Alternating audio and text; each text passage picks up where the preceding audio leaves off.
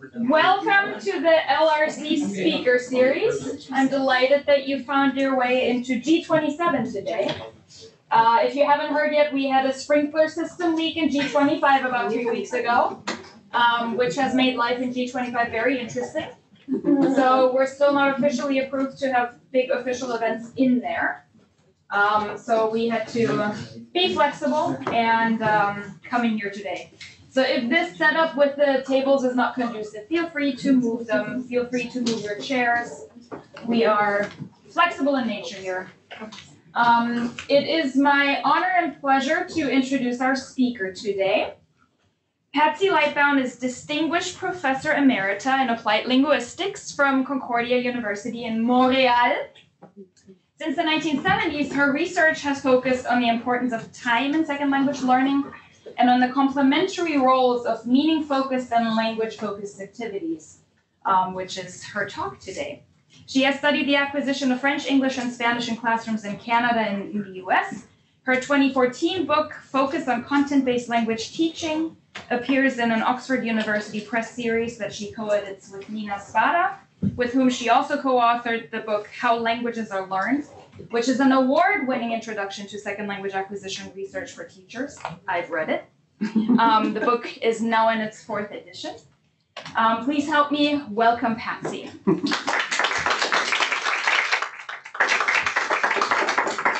Thank you, Angelica, and thank you, Dick, for inviting me. I've told several people already that as I am retired, I try to do less of this kind of thing, but when Dick sent me his invitation and added a few personal words, I thought, this is irresistible. I cannot not go. So thank you for inviting me, and thank you all for coming at the end of the day. I know that life rolls on and time is limited, and in fact, that's a little bit of how I want to start talking about the topic for today, which is just to confirm what you all know, that classroom time is the most precious of commodities. No matter what else we have, we never have enough time. And so since we have to deal with very limited time, what I want to talk about today is how we use that time, how we structure that time to get the most out of our classroom minutes. I will end the presentation by talking about a very specific way of structuring time, but I want to do 2 things first. One is to give you a little bit of information about me that went just beyond that paragraph of introduction and tell you how I came to be where I am now, doing what I'm doing now, but also to talk a little bit about the second language acquisition research highlights that lead me to the conclusions that I will present to you at the end of my talk. So I will start by telling you a little bit about myself. I grew up in North Carolina, rural North Carolina, and the first chance I had to hear a language other than English was when I was 16 or maybe 15 in the French class, which was the only foreign language that was offered in my school. And it was offered by an Army wife, because I was in rural North Carolina, but near a military base. And this Army wife from Connecticut was about 6 feet tall and blonde, and it was love at first sight. She was speaking this other language. She was telling me about places and things I had never imagined. And I had always loved English. I had always loved language, but this idea of learning another language just knocked me right over. And I even survived the next year when this second-year teacher was truly awful, spoke very little French, but I was bitten. So I went on to major in French, went on then to do a junior year abroad, had the very good fortune on that junior year abroad of meeting my husband. So that worked out very well. But it was also the opportunity to plunge into the things that I had studied in books and read about and worked on. And then when I finished my undergraduate study, we went over to Niger in the Peace Corps, where French was the official language. And although relatively few people spoke French, we were also able to learn and use Hausa, which is another language learning experience that shaped my thinking about how languages are learned and taught. The Hausa that we were taught was taught in the traditional audiolingual drill and dialogue method. I was just saying to Dick earlier that the first sentence we learned was, where's the American embassy? And we laugh about that because we were in a tiny village where people didn't even know where the capital city was, never mind the American embassy. It was a concept that was completely just absurd. But we did learn quite a lot of stuff. We had a wonderful teacher whose sense of humor made the audiolingual approach quite palatable. And of course, we were so motivated. And it doesn't hurt that I was in a class group with my husband and I and 5 other young people who were greatly motivated. 2 of them turned out to be international African language scholars, moved on in that direction in their lives. And of course, my interest in language teaching and learning grew partly out of that. So after Peace Corps, got back into the traditional mode, went to Yale to do a master's in teaching French, got plunged right back into the most extreme version of audiolingual instruction. Those of you who no, there's nobody in the room who's as old as I am, so I'll just tell you that there was a person there, maybe Dick, yeah. There was the professor that taught me there was one of the great pillars of audiolingual instruction. His name was Nelson Brooks. The other was Robert Latto. Some of you will have heard of him. But their commitment to audiolingual instruction was total. They were completely convinced. And so I was too. I was indoctrinated, and I went out and I taught French in a local high school. And although the principal and the department chair and the other teachers and the students were very kind and said I was a very good teacher, I found it more and more disheartening to go into the class every day doing pattern practice drill. I saw no relationship between what I was doing and what the students were interested in, and I began to see the biggest problem of all, which was that language is about meaning, and all we were doing was form. And I had some of those pivotal moments in life where I was going around the room doing that thing where you say, do you like apples? Yes, I do. Do you like apples? Yes, I do. Do you like apples? No, I don't. Do you like apples? Yes, I do. And then it was, does he like apples? Does she like apples? Does your father like apples? And I asked one boy, does your father like apples? And he sort of hemmed and hawed. And after class, another student came over to me and he said, could you not ask him about his father? His father died last year. I just wanted to know if he could compose a negative sentence. But that's not how it was heard. It actually was a real sentence about real people. So it was one of those moments where you say, language is about meaning. And unless you are aware of that and thinking of that all the time, you're not giving your students the best of what they need. So that was a turning point for me. And life being what it is, I ended that brief career as a high school French teacher, not because I wasn't willing to keep going. The other thing, I will say one more thing about that experience, and it was that while I was teaching French only to the bright students, this was, remember, 1967, 68, 69, only bright students were allowed to take a foreign language in that situation, and yet I knew that at the other end of the school building, there was something going on called ESL, which I had never heard of, but which was about getting kids who didn't speak English to get in shape to learn everything in English in a period of a school year. Like they were supposed to have a school year and then they were supposed to get on with it. And here I was teaching only the bright students, some of whom were completely not moving forward terribly well. And so I thought there's something wrong with the system where only so-called bright students get to learn a foreign language, and where the students who are in the ESL program are supposed to learn in a year. But surely they're not all that bright. There must be a range, a variety of children in that class. So I just said, this is not working for me. So when I, for reasons not related to that, moved to New York, started going to Columbia to do more graduate study.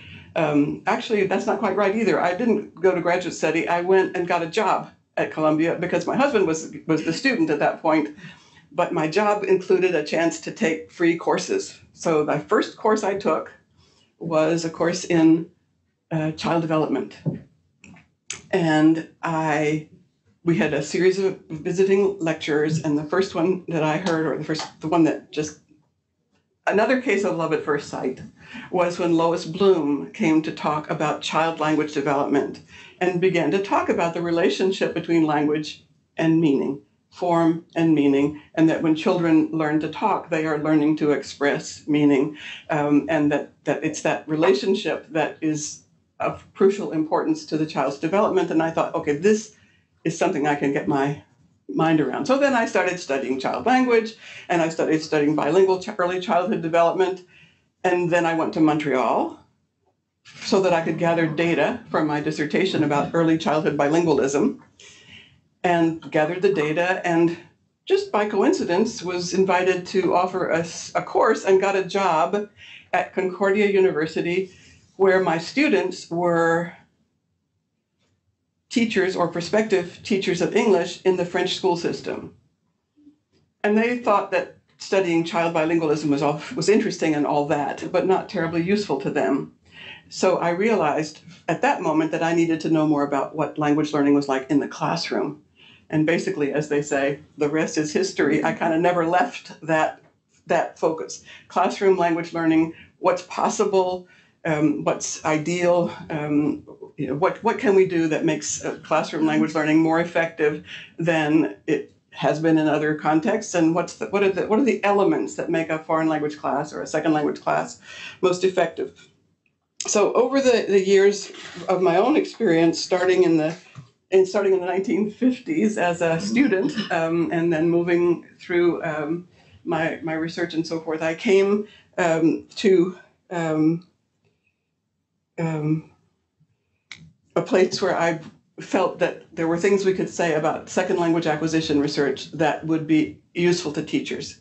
And the work that I did in Montreal with Nina Spada and other colleagues, and then work that I did in dual language instruction in Connecticut schools, and other research done in other contexts, other Canadian provinces and elsewhere, brought me to a place where I began to think that I could actually have something to tell teachers that would be of use to them. Some of you may be familiar with an article that was published all the way back in 1985, where I came up with some generalizations from language acquisition research, and then revised that over the years into to other, so that it was useful, keeping up with some of the literature.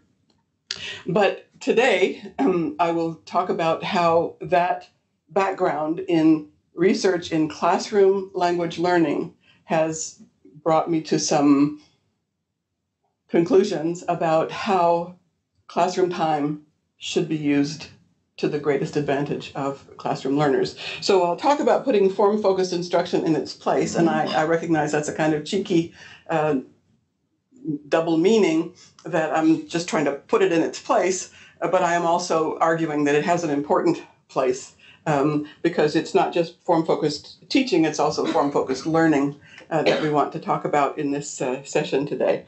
So I have spent a lot of years trying to see how second language acquisition research findings can be a resource for teachers. And sometimes I feel optimistic about that. Sometimes I get discouraged and think that we've worked hard to learn about second language learning and we're not getting through to teachers. But sometimes we find that we can be quite helpful and practical. As you can see, the book is being used here just to reposition the overhead projector. So I consider that an opportunity of support for teaching. This is an absolutely unretouched, spontaneous photo for which I thank our colleague Leila Ranta. She walked into a classroom and thought that was a really useful way to use the research. So what do I mean by form-focused learning? Well, obviously I am comparing it or contrasting it with meaning-focused teaching and learning, and I'll need to define that too.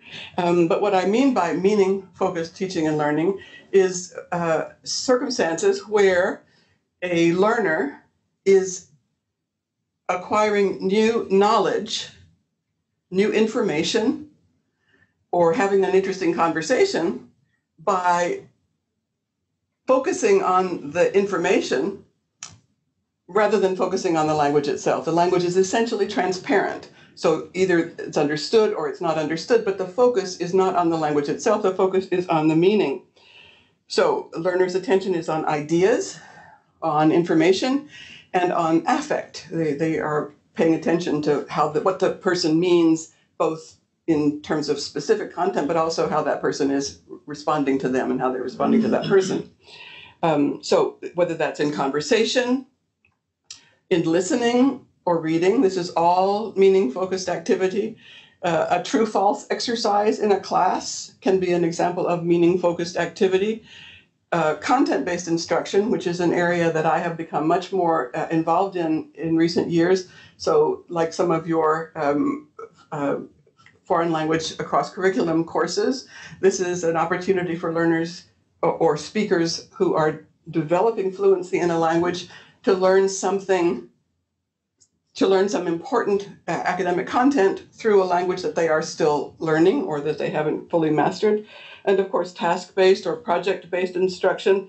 And also, for most people, anything they do outside the classroom, with the possible exception of some of the things I've seen in this room and which I would like to talk about too later. But what I mean by outside the classroom, of course, is when they read a newspaper or watch television or watch a program somewhere else. That's when I mean outside the classroom. People are focused on meaning. That's what they want to achieve. So the research is clear. Learners, if they're going to reach high levels of proficiency, need massive amounts of comprehensible input, output, massive amounts of meaning-focused learning. And it's wonderful when you're in a program where you can provide intensive long-term courses or immersion courses or study abroad. But for most of us as language learners, time was always the thing that you just couldn't ever possibly get enough of. But learners need to have lots of meaning-focused learning. We know that much language can be acquired incidentally.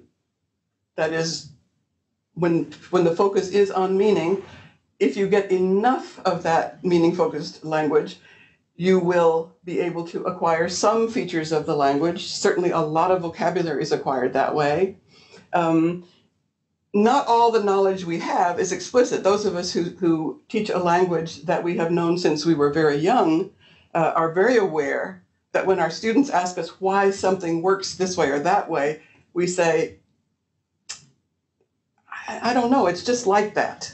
I told a group of you an anecdote this morning, which I apologize for repeating for those who heard it before, but I loved this story so much when I asked a group of foreign language teachers who came from 25 different languages. I said on a little questionnaire, how hard is it to describe the grammatical rules of English? And most of them wrote, that's not very hard, it's pretty easy, English is easy to describe the grammatical rules. And I said then, next question, how hard is it to describe the grammatical rules of your language? And every one of them said, it's extremely difficult. It's really, really hard. And so then one guy raised his hand and said, well, I think the exception might be Arabic, because, we have to study that. And I said, no, I'm not talking about classical Arabic. I'm talking about the Arabic that you speak at home. And he said, oh, that doesn't have any rules. But that's how you feel, right? When you're a native speaker, you just feel like that's just the way it is. And it's tough when students ask you why or what the rule is, because we usually don't know. So a lot of certainly what children learn as young children is learned without explicit direct guidance. But when we're in classrooms, there's a lot more possibility, at least, of some explicit learning. But not everything that we know proceeds from what we call the declarative to the procedural. That is, it's the declarative knowledge that you have, that you know you have, knowledge that you know, that moves to procedural knowledge that you simply use because it's been internalized. But not everything proceeds in that direction. We know that meaning-focused language use works to promote incidental language learning. But we also know that learning is also affected by frequency and salience, form, meaning. I'm going to skip this because I'll come back to it later. What we know is that the value that meaning-focused instruction is enormously valuable and important. I mean, it's really the heart of the matter. Why are we teaching language? So people can use it for meaning-focused interaction of some kind, whether it's reading or interaction of a more personal type. The value of meaning-focused learning includes the motivation. That's why people are learning. They want to know that to use language. Meaning-focused instruction creates opportunities for what we call transfer-appropriate processing. And that refers to the fact that when you learn something, whatever it may be, you don't just learn the thing that you intend to be learning. You also absorb features that are present in the environment. There are things about the learning that, so I mean, you've all had the experience of thinking that you'd forgotten something, but then you're back in a situation where you learned it and it comes back to you, that kind of thing. It's related to that phenomenon. It is that we don't just learn the thing we're focused on, we also learn what it feels like to know that thing. So the more we can create circumstances where learners are actually using language dynamically and meaningfully in the classroom, the greater the likelihood that when they are outside the classroom and they are faced with dynamic, meaningful interactions, they'll be able to retrieve that knowledge. The classic contrast is a related issue is the specificity of practice, which cognitive psychology has been very clear about. You get better at what you practice. And if what you practice is grammar exercises, you can get very good at those. And of course, there's some transfer of that training, but it's only transferable if you actually get to practice those other skills. So practicing being a good listener is very important, but if you don't also practice being a speaker, then it will not automatically transfer. And so the same is true. It's true of skills, but it's also true of knowledge. Pause for a breath. Okay. Having said all those good things about meaning-focused learning, I come back to saying, if that's so good, why isn't it enough? Well, there are several reasons why it's not enough. I'll mention two. One is cognitive processing capacity, and the other is the quality and completeness of authentic language. So when I talk about cognitive processing capacity, what I mean is it's hard to focus on form and meaning at the same time.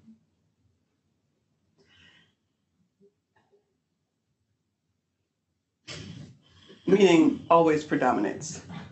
Human beings want meaning. And if you're asking them to focus on language and form at the same time, they're going to focus on the meaning. My favorite example of that was the time I saw a teacher who was preparing to move on to the next topic in her class, and it was going to be the present progressive in English. So she spoke to a student who was in the classroom, and she said, "What are you doing?" Preparing so that he would say, "I'm writing," or "I'm sitting," or "I'm doing something," whatever. She said, "What are you doing?" He said, "Nothing." Nothing. So she thought it was about form. He thought it was about meaning. So meaning always dominates. So if you're trying to do both at the same time, meaning will typically win. And so learners can't always get the form just by engaging in incidental learning. The other problem with meaning-focused learning alone is the quality and the completeness of what we might call natural language. We may think that language, if you just use enough of it in a meaningful communicative environment, that there will be enough opportunities for learners to discover all the pieces of language that they need to know. But the fact is that there are some important language features that are rare or absent in meaning-focused language use. And it's astonishing what some of those are. And each language will be different in that respect. But, one of the first things people teach in English classes is the present progressive, the verb form, the present progressive. But if you go out and do recordings of people speaking, you will find that that's not necessarily the most common form that people will use. The most dramatic and sort of disturbing example of that is Roy Lister's research on French immersion students who, after 8 years of French immersion, hadn't really worked out that there was a tu and a vous, and that there was a distinction between the two, because their teachers always, when they were in a classroom with a whole bunch of kids, so there were no opportunities to use vous because it's Quebec, and so you don't vouvoie the teacher, you use tu with the teacher, and the teacher, even speaking to the group, would say, tu prends ton livre, tu prends. So it was, they just simply didn't know. And I remember my own son telling me that vous, those of you who speak French, was plusieurs personnes. That vous, he only knew vous as a plural. He had never learned it as a form of polite address. Years of instruction, it just didn't come up in the classroom. It just didn't come up. And there are many other examples. But also, even if things are there, they may be non-salient, hard to perceive, infrequent. And for me, of course, one of the best examples of that is just grammatical morphology, verb and gender agreement in French, all of these things that we know are there, but they are very difficult to notice, certainly in spoken language, and they are, even in written language, they may be overlooked because the people are going for the meaning. So we know that meaning-focused instruction will not be enough for these and other reasons. And for that reason, those reasons, learners also need form-focused instruction. What do I mean by that? Well, that's when you pause in your meaning-focused activity and ideally draw on something that was there while you were doing meaning-focused activity, but now you pay attention to how the language was working to do that, to transmit that meaning, to carry that meaning. Form-focused instruction draws attention to the language itself, and I mean all aspects of language: pronunciation, vocabulary, morphology, syntax, register, pragmatics, all of those features of language that require some attention because they are not obvious while you are focusing on meaning. And in any case, it's very difficult to have enough meaning-focused input to have access to all of the different features that are needed. So in contrasting meaning-focused and form-focused, of course, I'm contrasting incidental learning with intentional learning. Some people talk about implicit versus explicit knowledge. There's a huge debate about whether there's such a thing as implicit learning, but everybody agrees there's implicit knowledge. And so these are contrasts that are widely discussed and researched. By 2018, I think we can all agree that the research has confirmed the need for both meaning-focused and form-focused instruction, but we still argue over the place for each. And what I want to do next then is to come to my suggestion. It's a suggestion that I have borrowed from, elaborated from the work of Paul Nation. Some of you will know Paul Nation's work. If you've studied English teaching, you will know his work because he is the world's #1 guru in the area of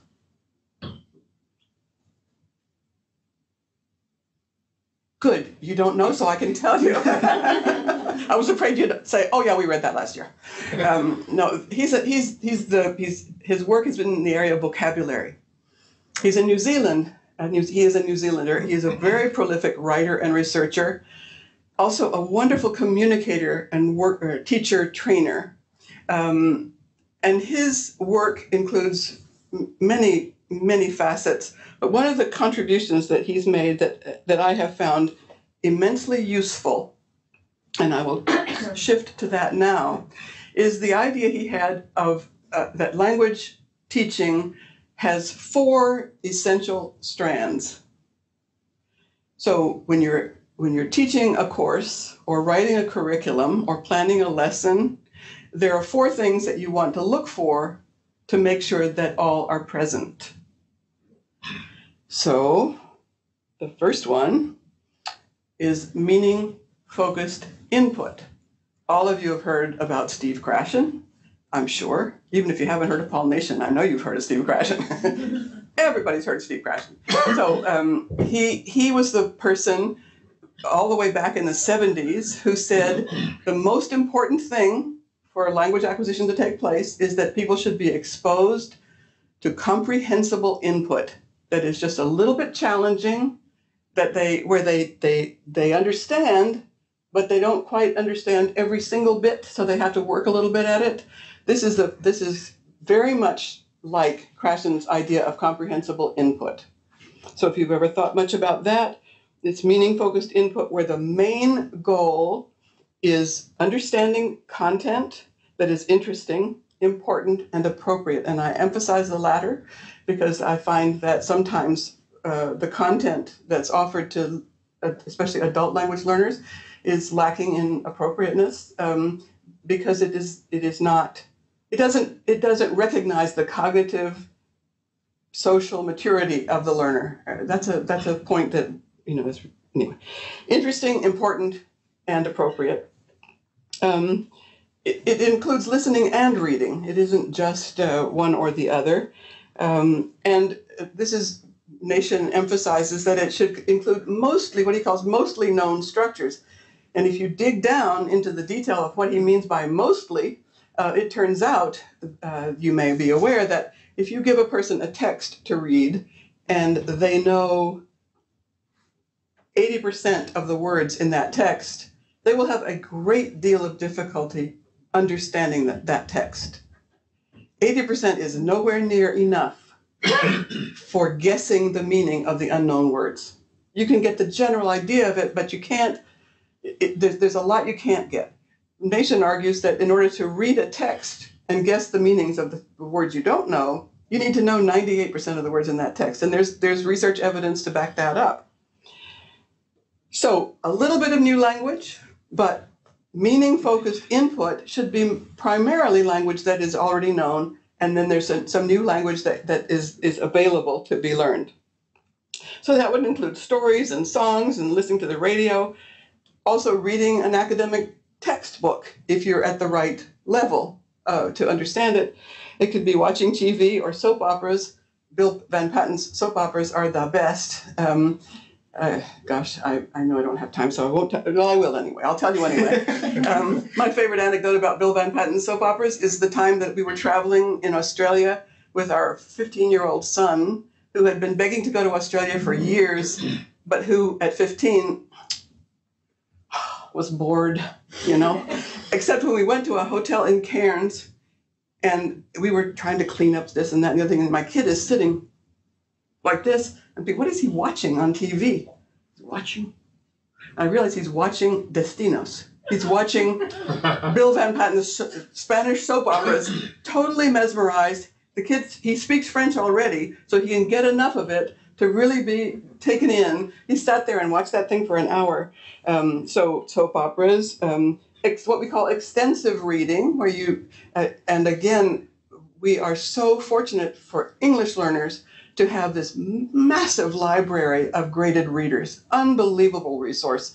Readers at every level of difficulty. I think other languages don't have quite that amount of resource. However, I can remember from my own adolescence finding in the attic of my grandparents' house a book that was called A Simple French Reader. And it turned out to be full of things like Little Red Riding Hood and all the things that I already knew, but now they were in French. So we can find resources if we look for them, but it's not quite as easy in most languages, I'm afraid. Conversations, task-based group work, classroom life in general, all of this is part of meaning-focused input. So 4 strands, that was the first one. You want to reckon what the next one's going to be? Oh. Meaning-focused output. And that's where Nation parts company from some other people who put all the emphasis on the input. The input is without a question, it's the beginning. It's the bedrock. But you get better at what you practice. And if you don't practice output, you don't get better at output. So meaning-focused output is the next strand. The main goal of meaning-focused output is communication, telling somebody something or writing somebody something, speaking and writing, again using mostly known language, and also using communication strategies when you can't quite say it right. You can use some circumlocution or some other way or gesture or whatever else. But the point is to be able to use as much language as you have to get the meaning across. But then you reach a point where you know, and I don't seem to have put it there, but I'll be sure to say it anyway. The point of meaning-focused output is that you also reach a point where you say, I have no idea how to say that, or I would like to say this, but I don't know how to say it. So we will come back to that. So it could be pair or group interaction. It could be asking and answering questions in class. It could be a class presentation. It could be, this can be monologue, but it can also be interactive. Meaning-focused output, talking on the phone, reporting an incident or telling a story, writing an email or a letter. In trying to express meaning, learners realize that they need something that they don't know. So what do? Now they're trying to express themselves. They're using mostly known language. They know what they want to say, but they've hit a barrier. So now we have another question. How do they get to that new language? And part of the answer to that question is through the next strand, which is language-focused learning. So in language-focused learning, intentionally, explicitly,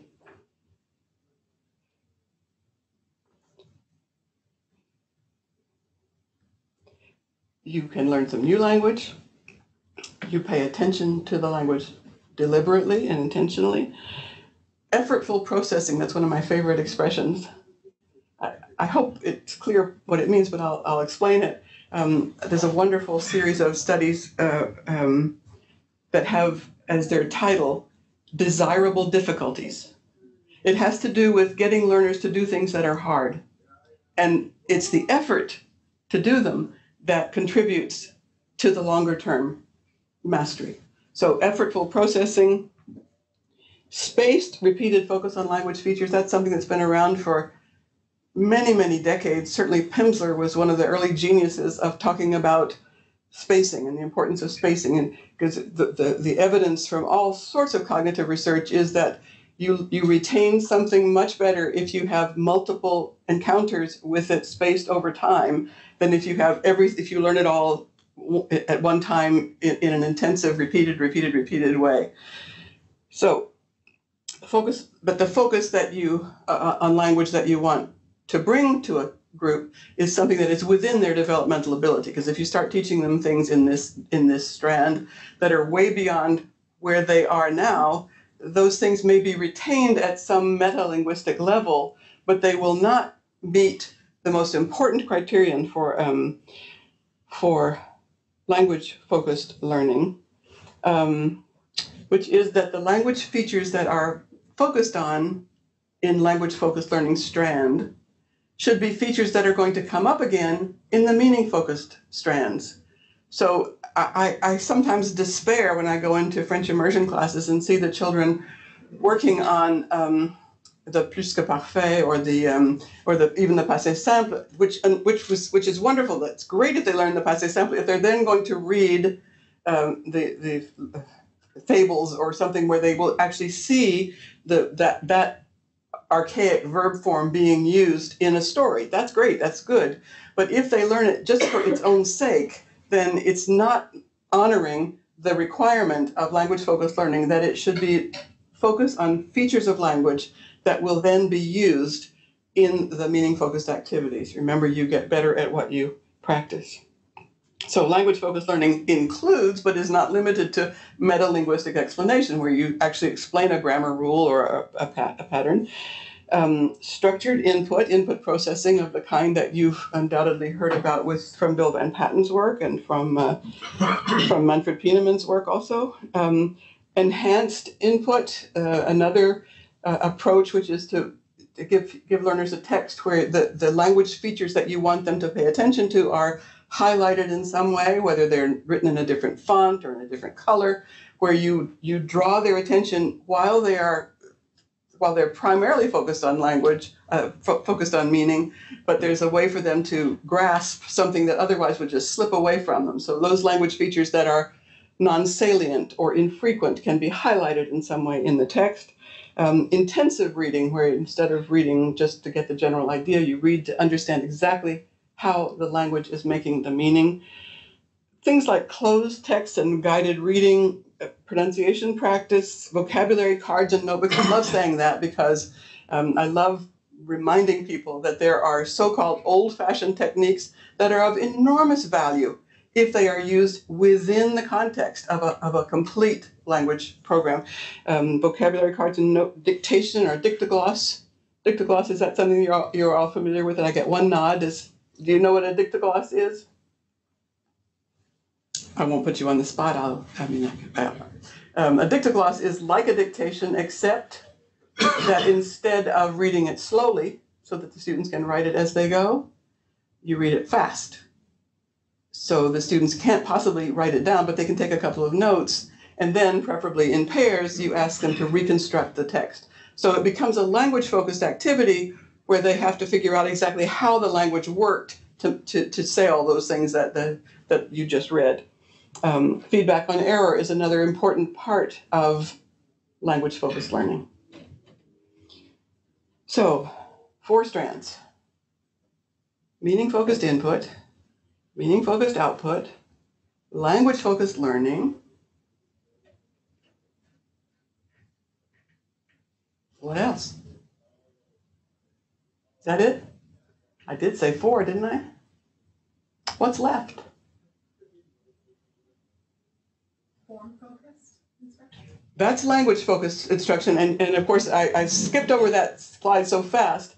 What I would say about Nation's language-focused learning is that it combines what most of us call form-focused instruction together with learning strategies, learning how to learn kinds of activities.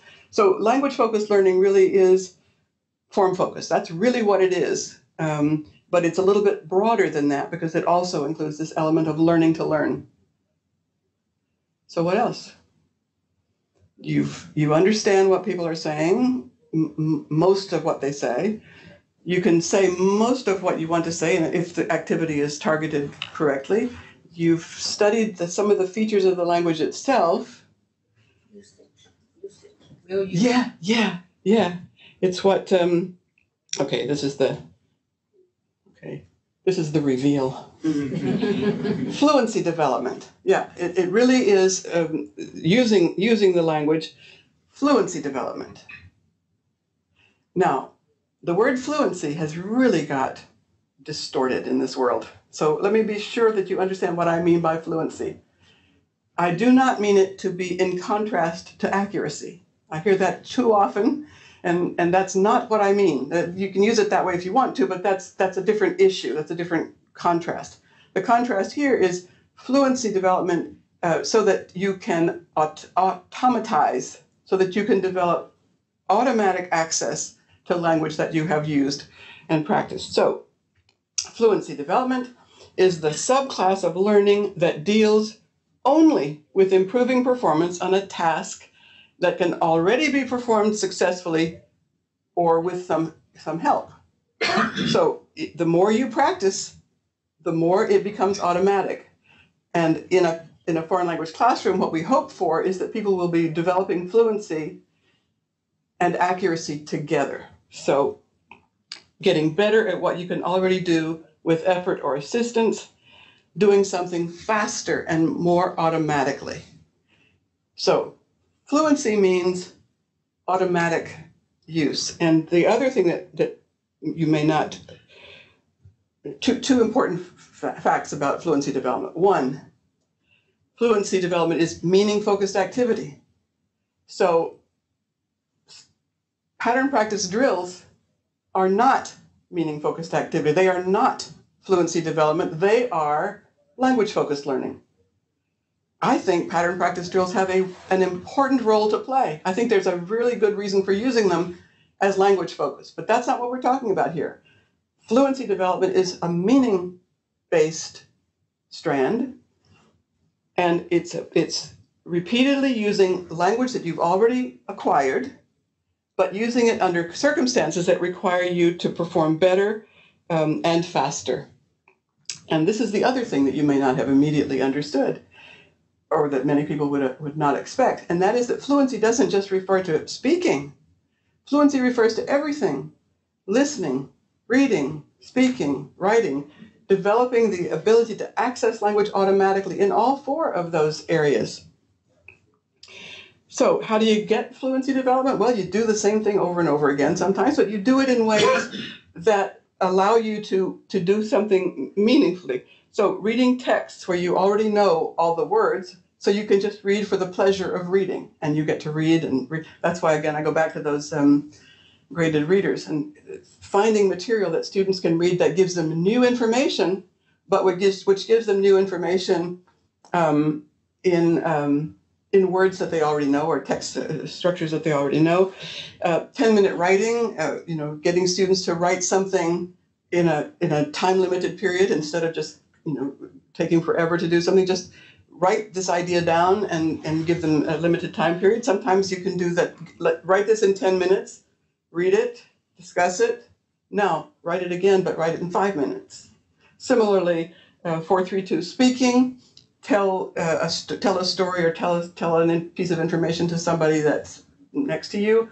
You have 4 minutes to tell the story. Okay, now you told it to that person, go tell it to that person, but you have only 3 minutes to tell the story, etc. So these ways of pushing for faster, but also you're doing something that you've done before, so you are more likely to be able to do it.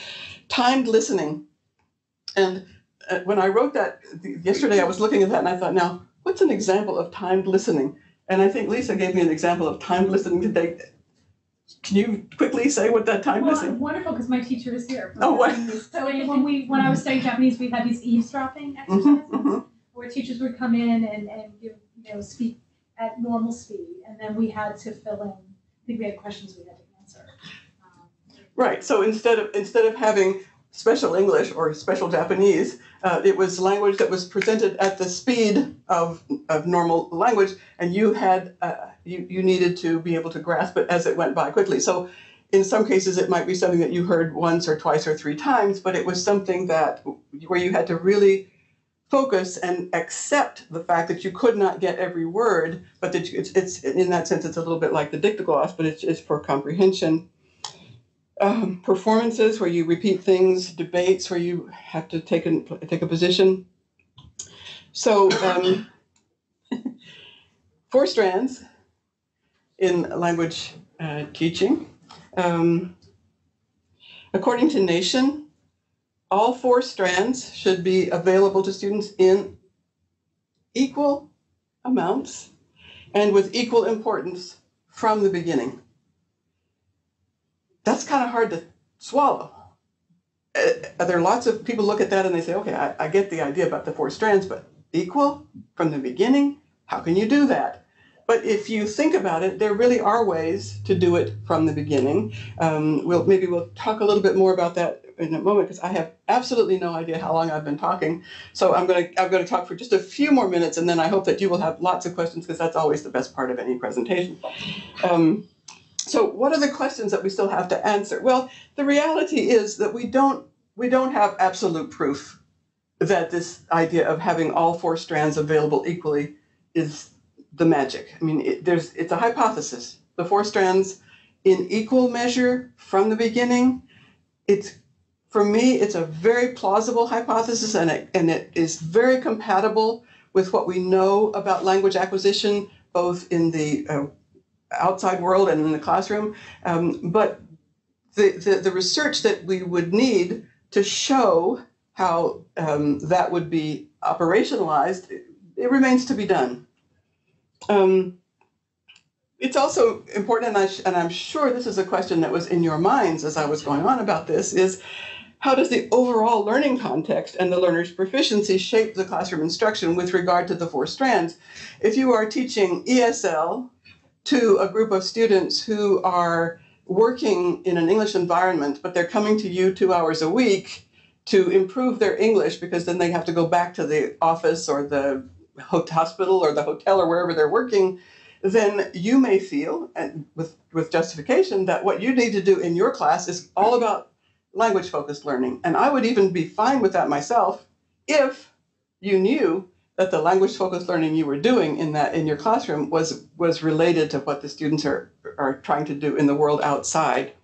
But unfortunately, it's often divorced from what they have to do elsewhere. The timing is a really important question as well, because we've got 4 strands, but are they meant to be integrated, or are they meant to be sort of delivered separately? Now, obviously, much meaning-focused input is taking place at the same time as meaning-focused output, because you've got conversations, you've got students doing group work, you've got all sorts of things where these 2 strands are simultaneous. But then you might say the language-focused piece should be separate, but maybe not. Maybe it should be integrated into the meaning-focused activities in a way that, I mean, certainly that would apply to what we referred to earlier as error feedback. When do you give error feedback? Do you give it when the learner is struggling to say something and isn't succeeding?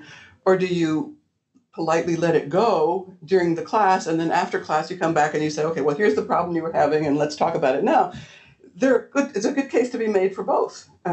But we're working on, people are doing research on this question, whether feedback is most effective when it comes just at the moment when somebody's trying to say something, or whether it's better to leave it until it's in a separate lesson because you don't want to discourage the learner. These are important questions.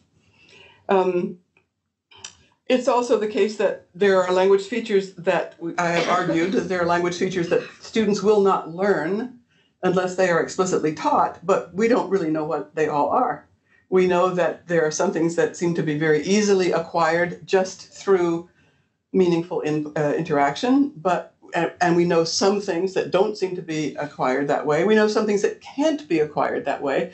I mean, I defy anybody to figure out how adjective agreement works in French, especially in, how adjective agreement works in French without being guided, without somebody telling you how to do it, and without doing it in writing.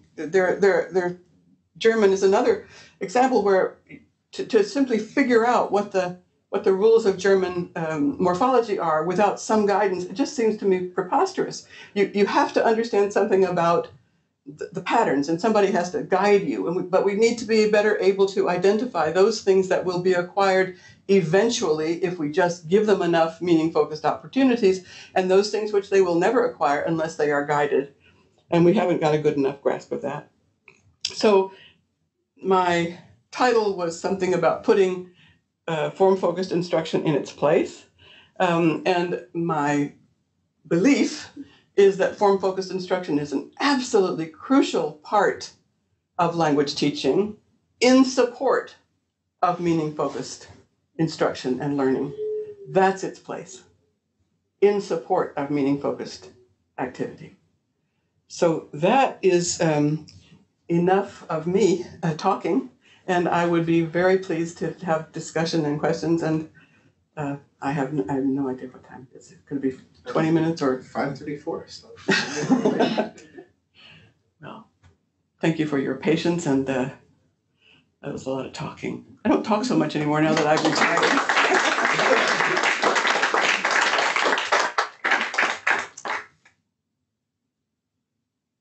That's a perfect example of how hard it is to pay attention to things all at the same time, because I was just so much stuff coming, but you already threatened me with a question, so I remember many years ago we had Jim Lantoff here, and he was doing a workshop once, and he said to everybody, well, what's the focus of your syllabus? What's the organizing principle of your syllabus? And nobody could figure out what to say. Mm-hmm. And what he meant was, is it grammar? Mm-hmm. What gets you from one chapter to the next? Mm-hmm.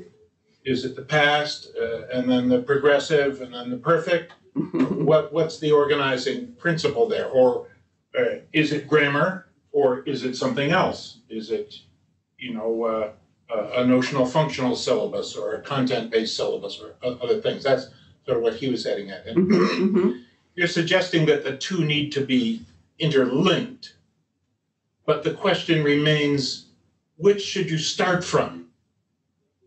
Should we still have a syllabus that goes from the present to the past, and we have content and activities that then are meaning-based, that are selected because they expose the past and the present? Or should we take, family, hobbies, or any other sets of sorts of things, and then derive form-focused activities as a result of those? That's a wonderful question, and I think there are purists who would answer it strongly in one direction or the other and argue that if you're teaching grammar because because you want people to notice it in a text or something like that, or vice versa, that you're not honoring the principle of meaning-focused learning. You're really just using the meaning focus as an excuse for teaching grammar. And I'm not that kind of purist, but I do think that the organizing principle would be that you start from trying to figure out. This is easy for me to say because I'm not teaching right now, and it's also easy for me to say because a lot of the learning contexts that I have studied in recent years are immersion contexts where people spend many hours a day learning a language. So when I say you start from meaning and you make it desirable to drill down and discover how the language is working, you work on the motivation that says, I really want to be able to say that, or I really want to be able to understand that. Therefore, I need to know exactly how that works. My own response would be, you always start from meaning, and then you discover what it is that the learners don't know. But realistically, if you were in a classroom that meets 3 times a week for a semester, and you have a textbook, and I mean, we know that the easiest, or no, I shouldn't say the easiest, I should say maybe the most powerful,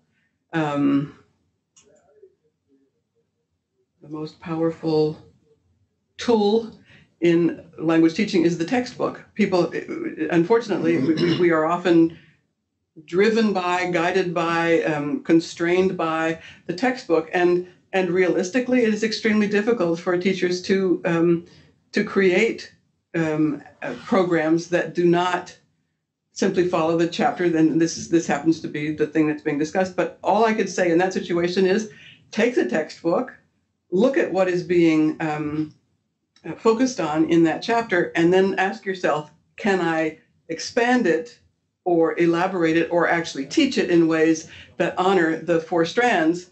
Can I do things that where the students are listening or reading and understanding, where they are producing language, where we are stopping to focus on the language itself, and where they get opportunities to do activities that allow them to do something repetitively but meaningfully so that they can develop fluency. I mean, I think you can do that with a textbook, but you have to want to, and you have to be willing to try to get beyond what's on the page itself and say, well, in addition to or instead of that page of exercises, we will now do something different in order to make sure that we expand it. I mean, I don't know about you, but most of the classrooms I go into still, and maybe I'm just in the wrong classrooms, but the disproportionate amount of teacher talk is pretty much a constant. I mean, it's easy for me to say since I've been talking for an hour, so, but it is the case that at every age level, at every proficiency level, it seems that the teacher does most of the talking. That would be just one place to start and say, okay, wait a minute, I've been talking here for 45 minutes, maybe I better give 15 to the students to give them a chance to talk. That's just yes, your question is an excellent one, and I think one always has to look at these things realistically. And that's why I say, I think this four strands idea, what it really does for me is to say, let me look at this lesson, or let me look at this curriculum and see if I think there are sufficient opportunities for all four of these types of learning opportunities to be present. And if I'm using a textbook that is, focusing almost entirely on grammar, then how can I find other activities or other materials that will expand the opportunities for meaning focus? If it's all about the students listening, can I find ways to expand opportunities for them to speak? I want to say too, it was such an interesting talk, and I'm so glad you were here. Thank you.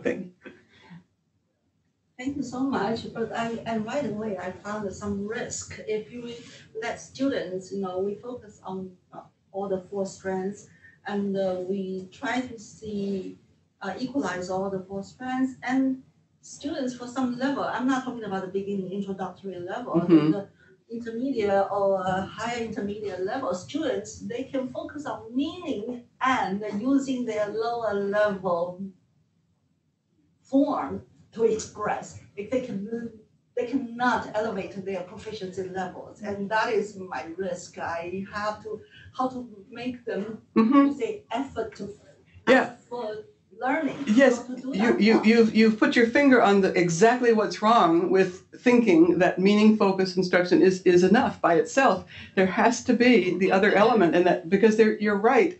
I've been in lots of classrooms where the students would sort of try to talk about the language learning, and I've had students say to me, "But you understand me? What's the problem? You understand me?" So the problem is that, if that's all you want, that's not a problem. You do have to face the fact that students have different levels of motivation, different desires, different goals. And so if the student is satisfied with "you can understand me," then it's pretty hard to go beyond that. But it is in that context that you say to the student, "Yes, I understand you, but if you want to say it more clearly or more correctly, then you need to pay attention to this." So meaning-focused instruction is wonderful for motivation.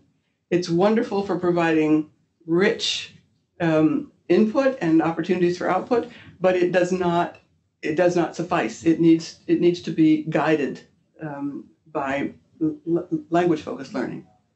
Gunhild. These are really nice models, and I love it. But they're models. I knew that "but" was coming. I'm very fortunate this semester. I have a very lively group, and they are asking questions all the time.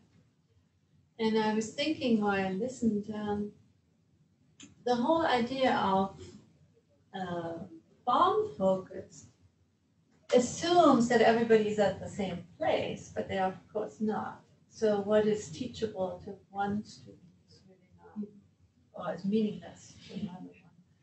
So it's not just that you have to have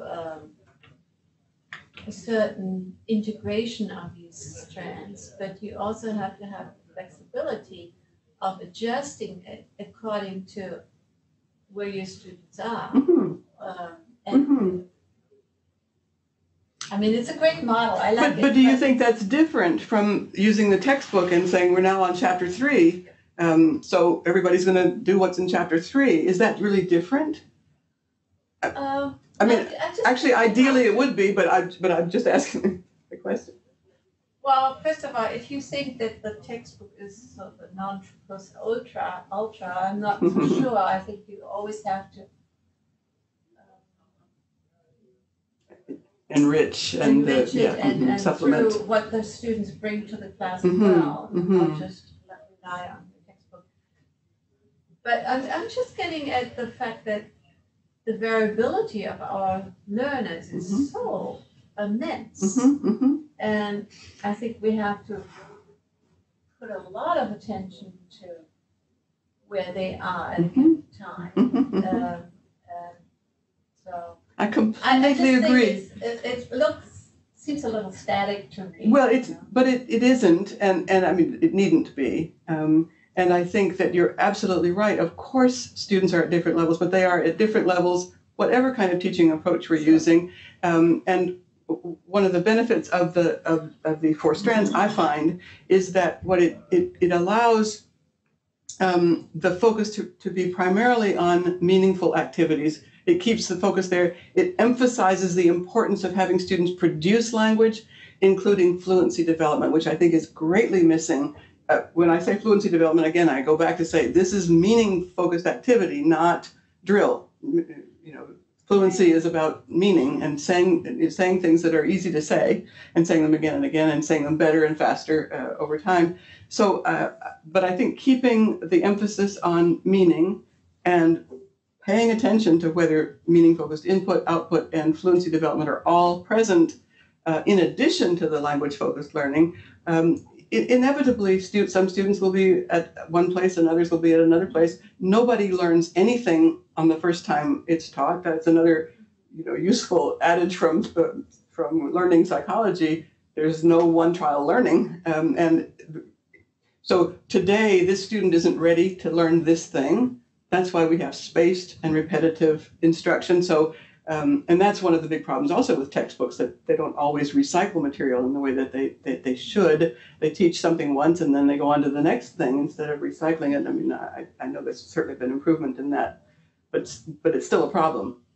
So all I would say is, yes, you're absolutely right that individual differences in rate of learning, in learning goals, all of those things will be present no matter how we teach. And I just think what the four strands does is it helps us to look at a classroom event or series of events to say, are all of those elements there? Is it possible for learners to get opportunities in all four of those areas? I don't think it's static, and I think on a given day you might be doing,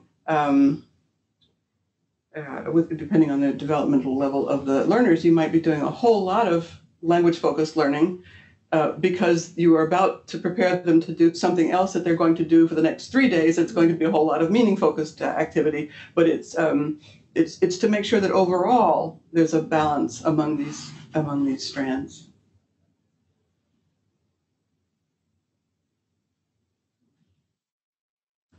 Yes. A very junior member of this group, so I don't want to keep being too long, but I have a sort of specific question about a particular kind of form that I've encountered in my experience teaching, and it's not what some might call formal features. It's like case agreement, where the sort of most sort of dull but effective ways to list is to give out the exhaustive list. I'm thinking about things like word order that is sensitive to pragmatic context, and for German, for example, that's one part of the instruction that I've never seen in my experience as a student. When I'm teaching Chinese, on the other hand, that's pretty much all that there is in terms of form. It's a very big part of what there is, like in terms of form. But it's very hard to. I found it very hard to instruct very explicitly or in a very language-focused way to the students. I mean, as soon as I try to even do correction. Don't say this, say this in this context, it's better. So with these kinds of, one might say higher level, not so explicit kind of form properties of language, are there particular practical ways to integrate that into teaching? Well, I'm sure there are people here who would have good suggestions there, and when we might look for an example. But it seems to me that that this is a particularly good candidate for language-focused learning that looks at examples of authentic language, but does so in a close examination instead of just looking at it for the general meaning. to look at examples of how language is being used and to ask, what's different when this is said. How is it different from when this is said? Because you're talking about pragmatic features. So what's the difference? What is the subtle difference between this and this? Is that the kind of thing you? Yeah. So I think oftentimes, when you're trying to teach this kind of thing, you always have to anchor it to a difference in meaning. Mm-hmm. Then, even just a description of the difference in meaning is oftentimes difficult. It is extremely difficult. It is extremely difficult, and I honestly, I think that's the other thing that we have to all accept, which is that language learning is a really hard thing to do. Reaching a high level of proficiency is years of work. Now, there are exceptions. We have exceptional language learners. There's no doubt about that, and that's important to keep in mind.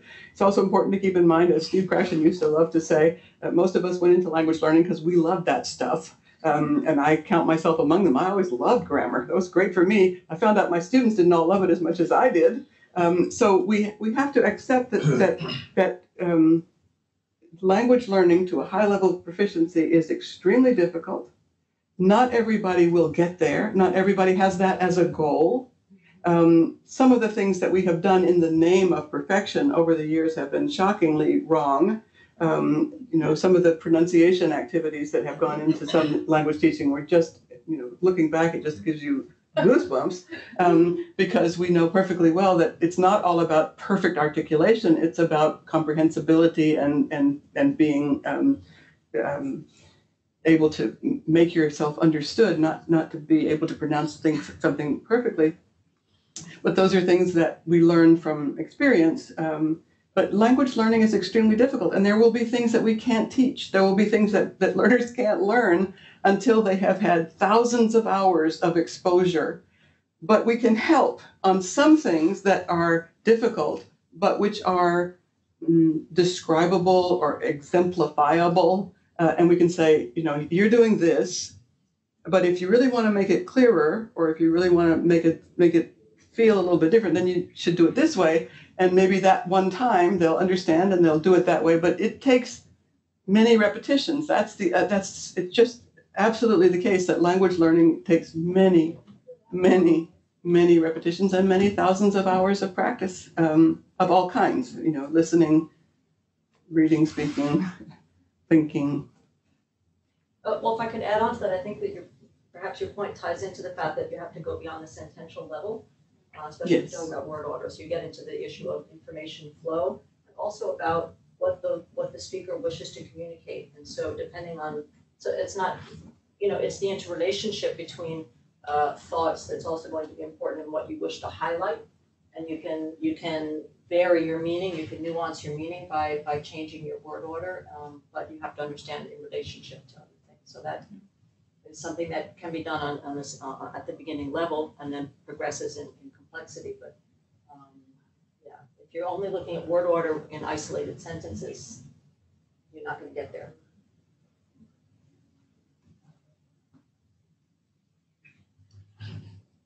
What's happened to the old strain originated, I think, by Pieneman of the idea of order of acquisition, either language general or individual based? He's certainly still very much working on those issues, working more to discover and expose a cognitive psychological basis for these sequences of acquisition, instead of just looking at them as grammatical items, but to talk about the elements of language in terms of their saliency or availability. Or so he's continuing very much to work in this domain, and he's got lots of students, graduate students, colleagues who are continuing to work with him in Germany primarily, but also very much in Australia. It's a very big focus of research there, and some US-based studies as well. He's still working at it. Well, everybody, please help me thank Patsy for her very insightful talk and for entertaining so many questions.